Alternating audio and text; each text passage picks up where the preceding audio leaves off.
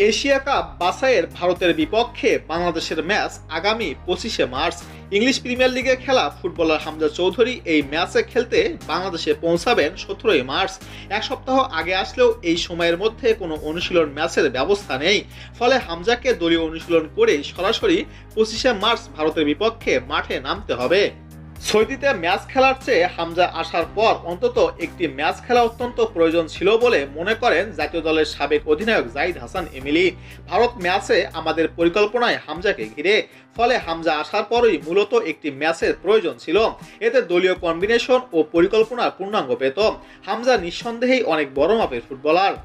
জাতীয় দলের Spanish coach হ্যাবিয়ান কারবেরার দল নির্বাচন প্রস্তুতি পরিকল্পনার ঘাটতি বিগত সময়েও প্রশ্নবদ্ধ ছিল। হামজা চৌধুরীর মতো ফুটবলার বাংলাদেশের হয়ে খেলবেন, এরপরও কোচের পরিকল্পনা গলদ দৃশ্যত।